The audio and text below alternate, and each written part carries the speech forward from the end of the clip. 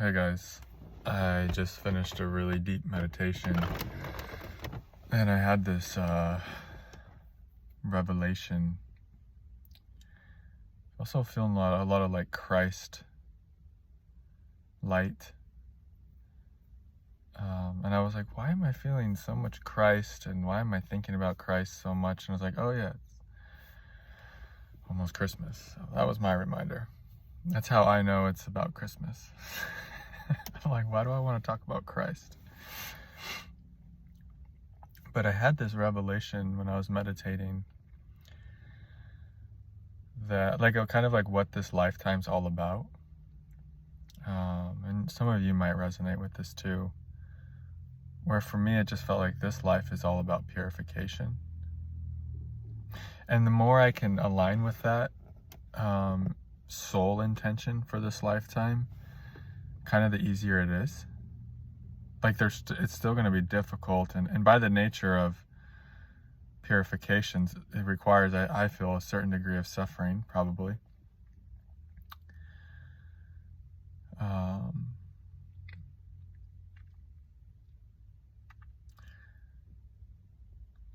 So even if like your life's all about purification, and even like a life like Yogananda, who was just kind of basically born just like a ball of light, you know? I mean, we're all a ball of light, but it didn't seem he had much karma to burn up from past lives, right? He was pretty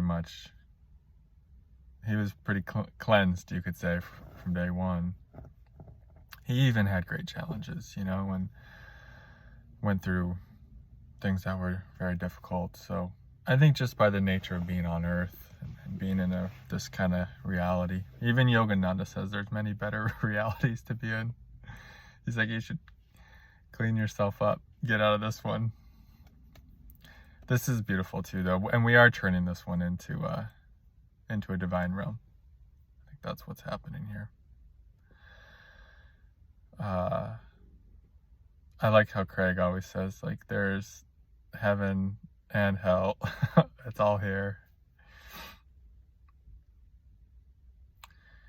I think I was actually rescuing or retrieving some parts of me in the last couple of days from astral hell. I think that's where parts of me have resided.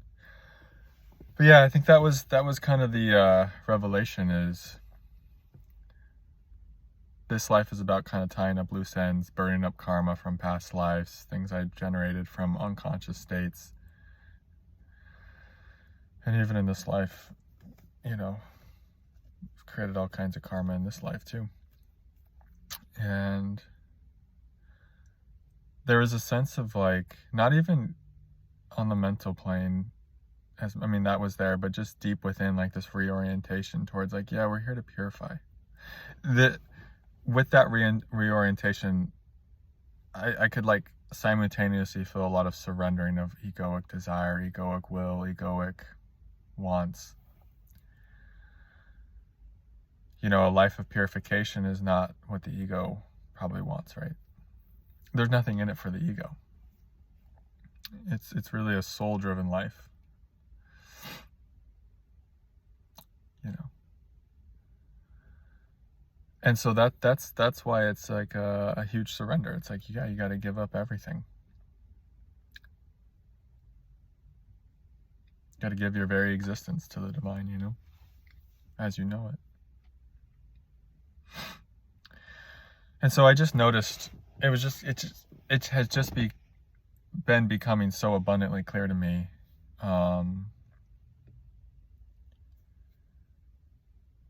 what this life is really about, and how I've fought it and resisted it and tried to, like, you know, do other things with this life. And that's what we all do. Carl Jung said life doesn't even start until you're 40. He said everything up until then is just research. And I'm not 40 yet, but I resonate with that. Like, yeah, I've been just doing research. But I think the older I get and the more experience I accumulate, the more I'm really starting to allow my life to align with my soul's desire, and to allow the ego desire. Because if we follow ego desire, it just takes us into astral hell. That's what I have discerned. And there's different levels of astral hell, but truly, if we follow ego, if we follow thought from ego desire, and we act on that, we just create astral hell. And that's fine. It's not a judgment. Lord knows I've created plenty of it, and then we experience out that astral hell until we're done with it, you know? That's kind of another way to talk about the path of Tantra, like the poison is the medicine.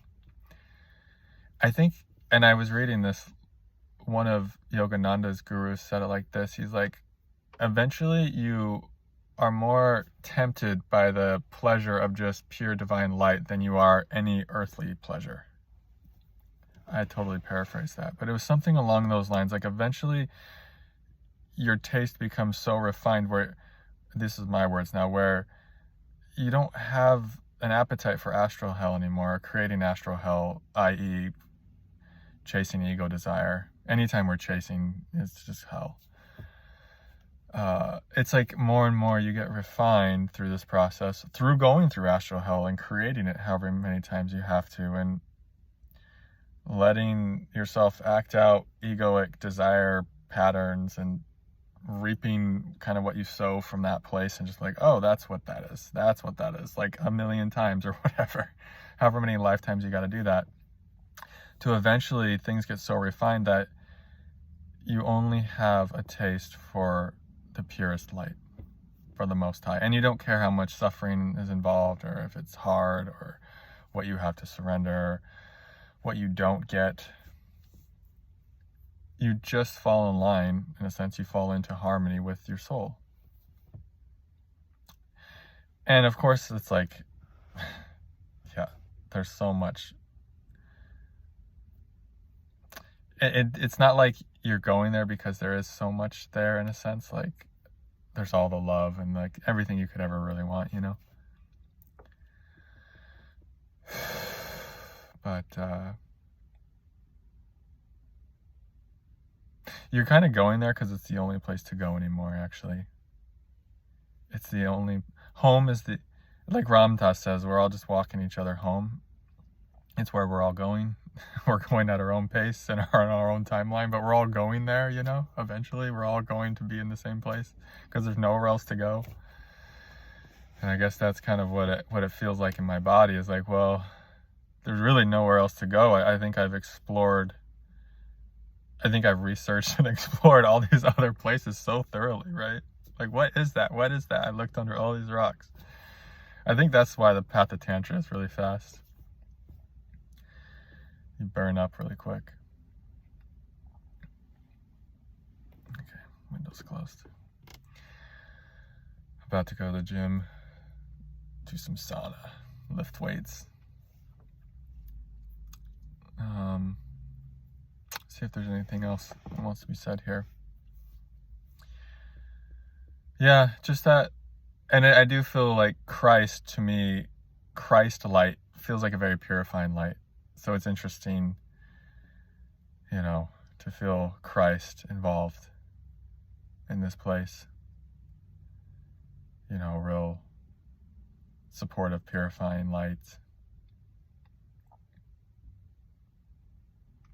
And it's like a simplicity too. I think as you get to this place where you just see your life is about, you know, purifying your soul.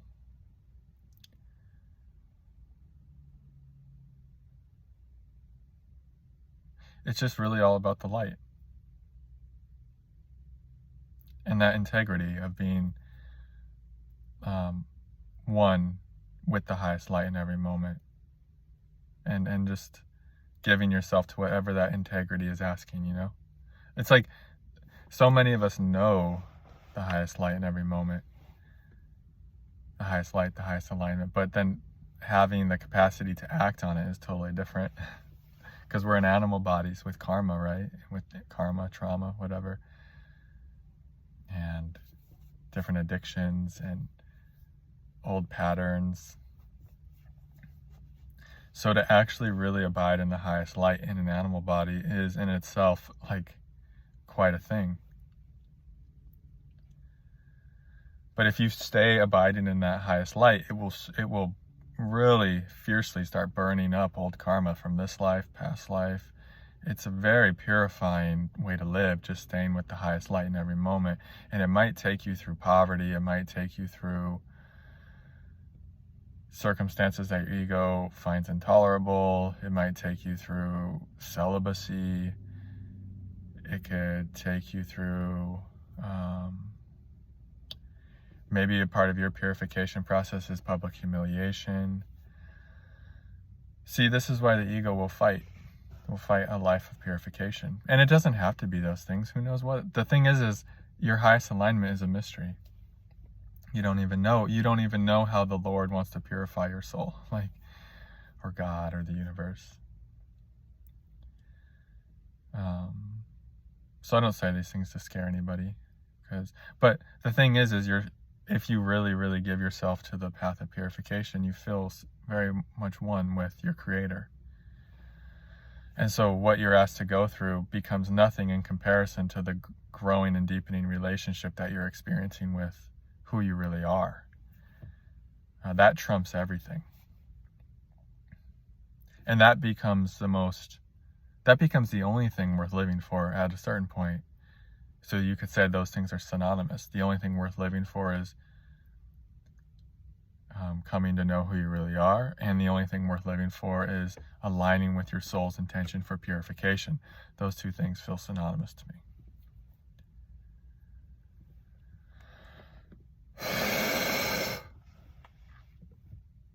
Feeling a lot of energy. Yeah, so that's what's going on over here. Just and it's not, like I said, it's not like a mental thing. Or there can be the aspect of like, oh, I made an inner choice now, and now I'm aligning with the highest light. That can be an element, but to me it feels so much deeper. It just feels like it happens deep in the body, like in the center of my being, or something shifts where it's like, yeah.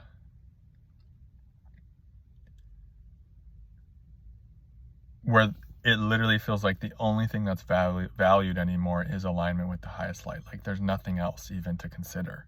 There's literally nothing else to consider but like what's true. That's the only thing. That's how it feels. It's that simple. It's so radically simple. And it's so clear.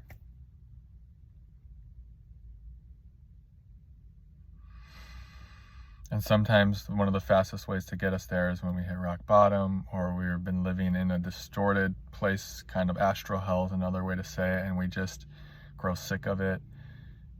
We've kind of seen through it, where we've been a slave to our ego for long enough, and all of a sudden, because hopefully we've been doing that stuff consciously, something just breaks free to where there's not the desire for it anymore.